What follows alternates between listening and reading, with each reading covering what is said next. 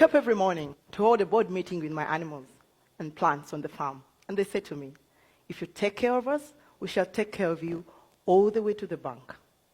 This I do diligently on my 1-acre farm that I practice integrated farming. Many times we believe that for someone to be a farmer, they need to have big chunks of land. And it makes economic sense because of the high yields they get if they look after their farms very well. Unfortunately, this is not the case in Uganda, my country. Due to the cultural practices we have, when someone dies, all his belongings are shared by the rest of the family, land inclusive.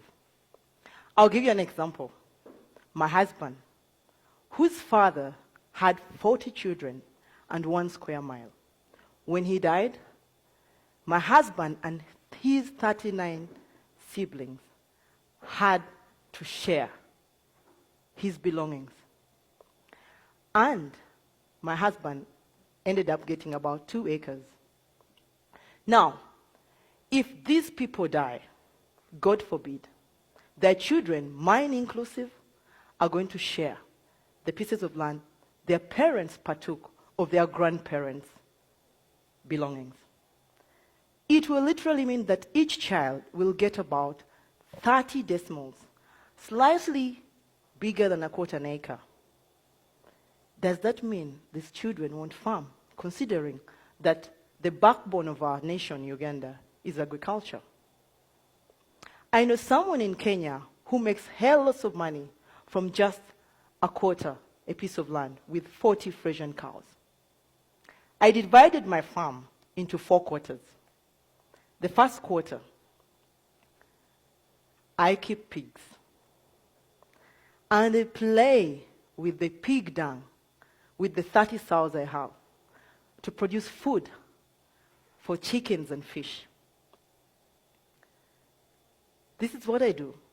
In the morning when I pick the pig dung from the piggery house, I leave it out in the open for 6 to 8 hours.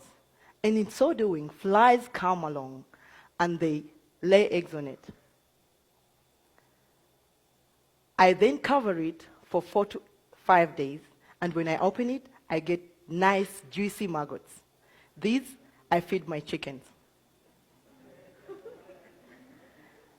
And then, after I've picked the maggots out of the pig dung, I still introduce earthworms. And when I do, the earthworms multiply. As they're multiplying, they eat on the pig dung and they produce soil. This soil I use to grow vegetables. And sometimes I sell to the people in the city as for their potted plants.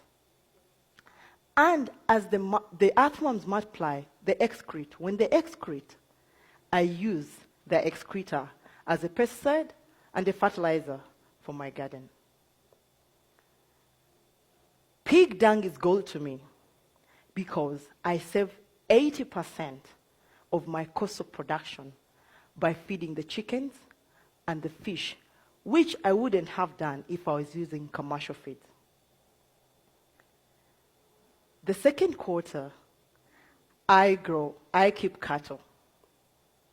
While almost everyone in Uganda uses firewood and charcoal to cook, I use dung for the cows. I introduce it in an anaerobic digester. This is an airtight tank that uses microorganisms to degrade the cow dung. And in the process, it produces biogas that I use to cook. I don't have soot, while the rest of the people who use charcoal and firewood do. And in the process, I save on what would have happened if we cut down trees to make charcoal and biogas. Because when we do that, we bring climate change issues. The slurry that comes out of the biogas, I use this as manure for my farm.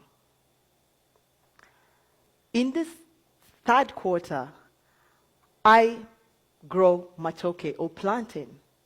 This is my staple food.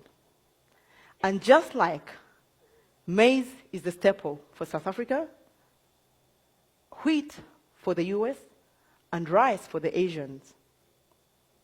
So, where I have my farm, everyone believes that nothing can ever grow there because the soils are red. And I don't blame them, because while in school, we were taught that fertile soils are black. These were the loam soils. But the soil in my garden says, uh-oh, you won't grow here. And the matoke says, I will if I'm given water and manure. This I do by collecting all the urine from the pigs, all the urine from the cows, and the slurry.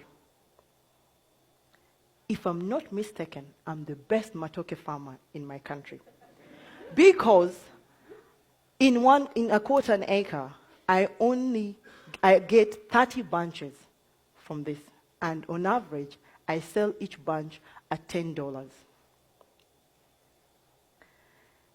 The fourth quarter, I keep fish. In a space of 2 meters by 4 meters by 1 meter depth, I can keep 500 catfish. I also do aquaponics. This is where water that comes from the fish goes through the plants, and as it goes through the plants filter it because they take the ammonia, the nitrates that were produced with the fish dung. So when it goes through the water and back, when it goes through the plants and back to the water or to the fish, it is clean, oxygenated water for my tilapia. Tilapia needs oxygen. In a space of 8 meters by 15 meters, I grow tomatoes, and I can have 4,800 kilos in 6 months, which amounts to about 2,700 US dollars. I also do hydroponics. This is soilless farming, where cereals like barley are used. They're sprouted and using germination, conditions of germination, that is air, water, and warmth.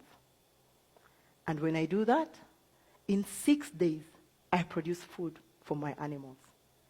In a space of 20 feet by 6 feet, that's just about a container, I can grow fodder for 4 kilograms of fodder for either 100 pigs or 25 cows, all 1,500 chicken. And if my pigs eat this, they enjoy, I produce good quality pork. If my chickens eat this, I have yellow yolk eggs, which I sell expensively because they're organic. And if the cattle eat this, I'll have milk without having to struggle to cut down trees or moving around looking for grass. Out of the proceeds from the farm, my husband and I decided to build a primary school.